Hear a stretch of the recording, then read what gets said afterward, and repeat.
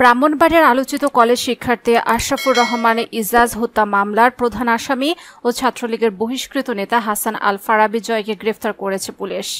শুক্রবার ভোরে নেত্রকোনা জেলার আটপাড়া থানাধীন কুতুবপুর গ্রামের একটি বাড়ি থেকে ডিবি পুলিশের সদস্যরা অভিযান চালিয়ে তাকে গ্রেফতার করেন। পুলিশ জানায়, শুক্রবার ভোরে হাসান আল ফারাবীকে নেত্রকোনার আটপাড়া থানাধীন কুতুবপুর গ্রামে চাচাতো বোনের বান্ধবীর বাসা থেকে গ্রেফতার করা হয়। পরে তার স্বীকারোক্তি মোতাবেক হত্যাকাণ্ডে ব্যবহৃত আগ্নেয়াস্ত্রটি শুক্রবার রাত 11:15টার দিকে ব্রাহ্মণবাড়িয়া সদর থানার ভাটবাড়া এলাকার একটি সেতুর পাশের ঝোপ থেকে উদ্ধার করা হয়।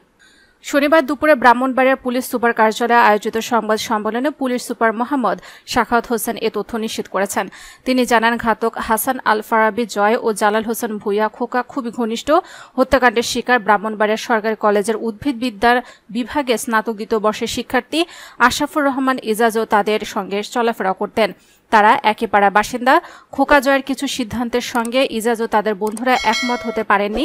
তাদের সিদ্ধান্তের সঙ্গে দ্বিমত হওয়ার কারণে ইজাজের সঙ্গে খোকা ও জয়ের বিরোধ বাড়তে থাকে। এরপর থেকে ইজাজ এবং তার সঙ্গে চলাফেরা করা কয়েকজন বন্ধুকে চরম শিক্ষা দেওয়ার পরিকল্পনা করেন খোকা ও জয়। এর অংশ হিসেবে ঘটনার দিন 5 জুন বিকেলে খোকা অস্ত্রটি সংগ্রহ করে জয়কে দেয়। তারা ইজাজকে হত্যা করার সুযোগ খুঁজতে থাকে। পরে ওই 2 দিন উপজেলা পরিষদের নির্বাচন শেষে সন্ধ্যায় কলেজপাড়া এলাকায় আনসার প্রতীকের প্রার্থীর পক্ষে বিজয়োল্লাস করতে থাকেন। এ সময় সেখানে 20 থেকে 25 জন লোক জড়ো হয়।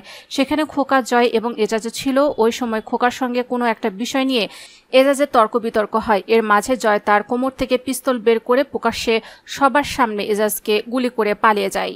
পরে ঢাকা মেডিকেল কলেজ হাসপাতালে এজাজকে নিলে চিকিৎসক মৃত ঘোষণা করেন। পুলিশ সুপার আরও বলেন, এটি কোনো রাজনৈতিক হত্যাকাণ্ড নয়, এটি এলাকার আধিপত্য বিস্তারকে কেন্দ্র করে একটি পরিকল্পিত হত্যাকাণ্ড। আমরা এর পেছনে যারা আছে তাদের প্রত্যেককে খুঁজে বের করে আইনের আওতায় নিয়ে আসব।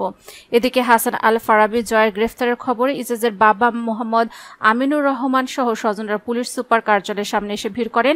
এ সময় তারা কান্নায় ভেঙে পড়েন। তারা হত্যাকারীর ফাঁসি দাবি করেন। গ্রেফতারকৃত আসামি ফারাবী জয় প্রাথমিকভাবে 161 ধারায় পুলিশের কাছে হত্যাকাণ্ডের দায় স্বীকার করেছেন। তাকে শনিবার আদালতে হাজির করার পর 164 ধারায় জবানবন্দি রেকর্ড করা হবে।